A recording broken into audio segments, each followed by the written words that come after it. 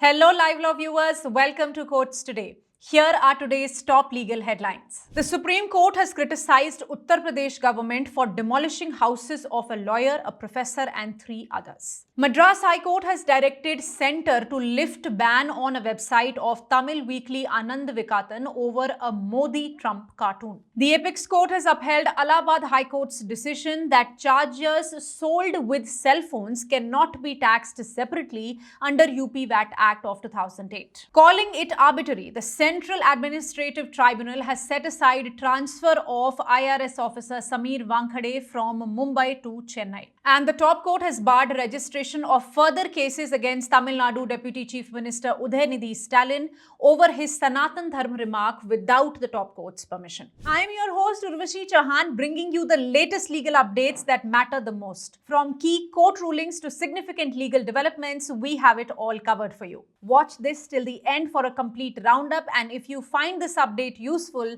then please make sure to like, share and subscribe to our channel. The Supreme Court today criticized the Uttar Pradesh government for demolishing the houses of a lawyer, a professor and 3 others in Prayagraj. The petitioners here, Advocate Zulfikar Haider, Professor Ali Ahmed, 2 widows and another individual, approached the court after the Allahabad High Court dismissed their plea against the demolition. They have argued that they were not trespassers but lawful lessees who had applied to convert their leasehold property into freehold. They claim that a demolition notice was issued on 1st March 2021, served on 6th March, and the demolition took place on the very next day, that is 7th March, without giving them a fair chance to challenge it before the appellate authority under UP Urban Planning and Development Act. The petitioners, including a lawyer and a professor, stated that their entire library was demolished. They also alleged that the Allahabad High Court dismissed their plea without allowing them to contest a letter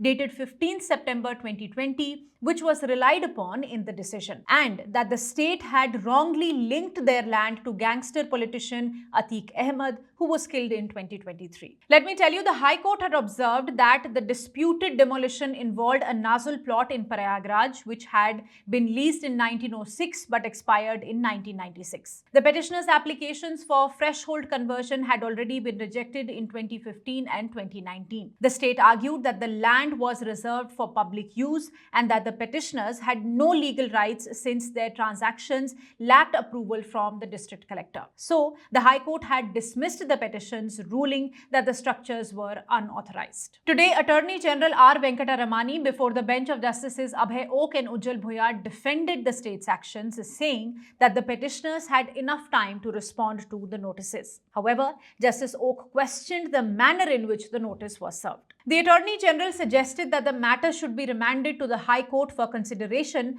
but the top court refused, stating that sending it back would only cause unnecessary delay. The court expressed a strong disapproval, stating that such actions send a shocking and wrong signal. Justice Ok sharply criticized the state, remarking that the court will now order the state to reconstruct the demolished structures. He further said that there is something called Article 21 and also pointed out the Supreme Court's recent judgment, which has laid down the procedure to be followed before demolition. The matter will now be taken up on 21st March. Stay tuned. In the next update, the Madras High Court has ordered Ministry of Information and Broadcasting to lift the ban on website of Tamil weekly magazine Ananda Vikatan. The ban was imposed after the magazine published a political cartoon featuring Prime Minister Narendra Modi in shackles and chains sitting with President of United States Donald Trump. The website www.vikatan.com was blocked on 25th February, with the government stating that the content affected India's sovereignty. Senior advocate Vijay Narayan, representing the magazine, argued that the cartoon did not harm India's sovereignty,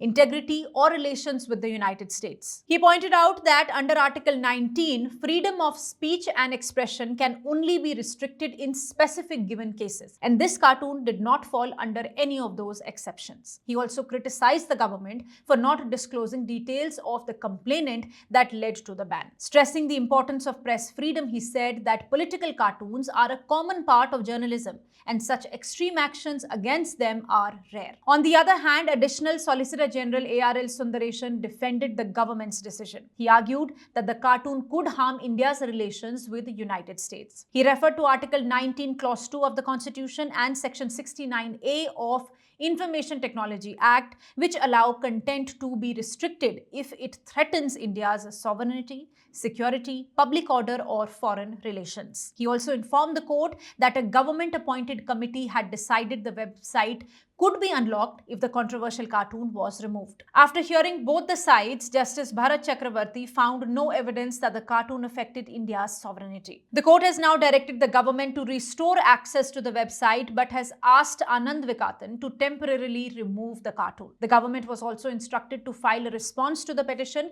and the case was adjourned for 2 weeks. The apex court has upheld Allahabad High Court's decision that a charger sold with a cell phone under MRP cannot be taxed separately under UP VAT Act of 2008. The bench of Justices B.V. Nagratna and S.C. Sharma was hearing a challenge to the High Court's order, which held that a mobile charger contained in a composite package with the cell phone cannot be taxed separately under Entry 28, Part B, Schedule 2 of the UP VAT Act. The entry contains the list of IT products taxed at 5% and states cell phones and its parts, but excluding cell phones with MRP exceeding Rs 10,000. The Supreme Court agreed with the High Court's decision and rejected the argument made by the Commercial Tax Commissioner's lawyer that a previous Supreme Court ruling in the case of State of Punjab versus Nokia India Private Limited will apply to this case. For those of you who might not know, let me tell you that in the Nokia India case, the Supreme Court had ruled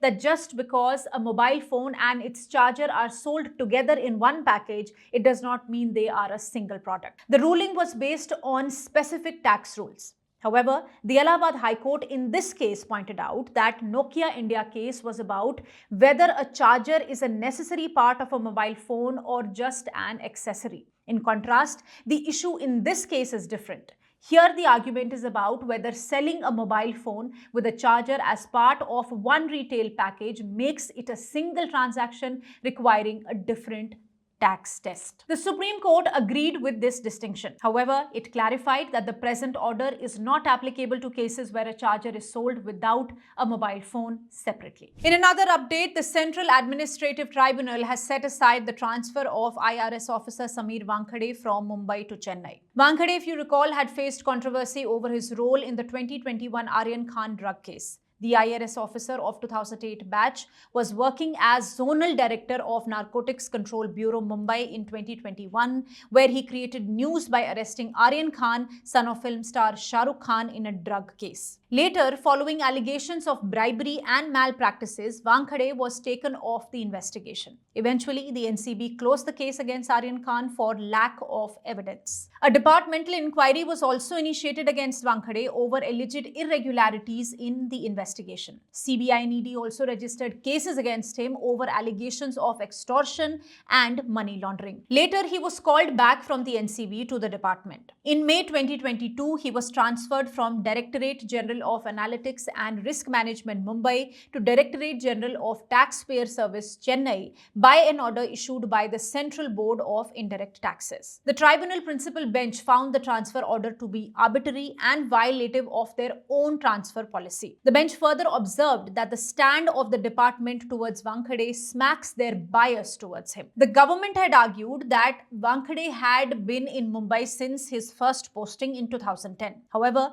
the tribunal pointed out that he spent over 6 years on deputation in different agencies like NCB, DRI, Customs, and Central Excise. According to the transfer rules, this deputation period should not be counted as part of his Mumbai tenure. The tribunal emphasized that while officers can be posted anywhere in India, transfers must follow a fair and transparent process. It stated that Wankhede's transfer violated the 2018 transfer guidelines and noted that transfer orders can be overturned if they are issued unfairly or with bad intentions. However, the tribunal chose not to impose any penalty on the authorities. And lastly, the Supreme Court has today directed that no further FIRs or complaints should be registered against Tamil Nadu Deputy Chief Minister Udhayanidhi Stalin without its permission in relation to his remarks against Sanatana Dharma. The bench of CJI Sanjeev Khanna and Justice Sanjay Kumar was today hearing the plea by Stalin for clubbing of the criminal cases registered against him across multiple states. Let me help you recall that the DMK leader came under scanner in September 2023 for his remarks comparing Sanatana Dharma